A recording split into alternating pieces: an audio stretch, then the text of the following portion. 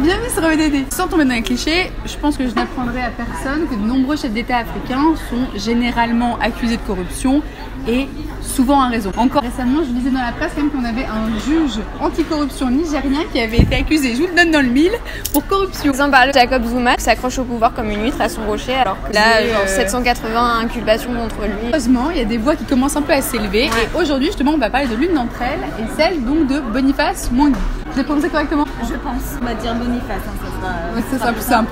Boniface, qui est un activiste et photographe kényan, qui s'est fait connaître surtout après des prix qu'il a reçus pour ses photos de 2007-2008, après les scandales et les violences des émeutes liées aux élections kenyanes. Des émeutes qui étaient particulièrement violentes, non? Plus de 1500 morts à peu près et 300 000 déplacés. Cette souffrance et cette violence qu'il a photographiée qui l'ont vraiment poussé à laisser un peu de côté la photographie pendant un moment et de rentrer véritablement dans l'activisme politique. Et ça se traduit comment ça concrètement?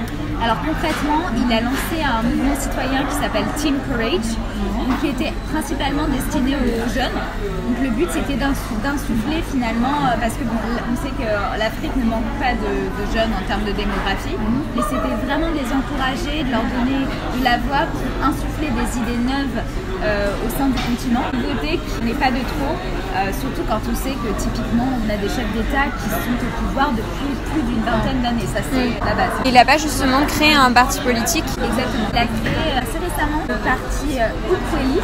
J'en parle un peu plus sur l'article, mais alors il ambitionnait avec ce parti de remporter les élections générales au Kenya durant l'été 2017.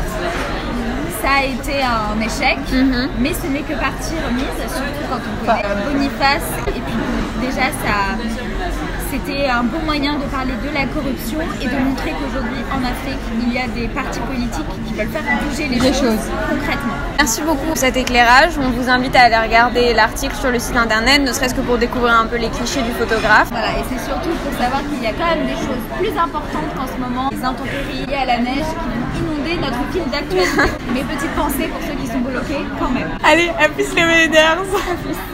Take me for a ride, I made up my mind.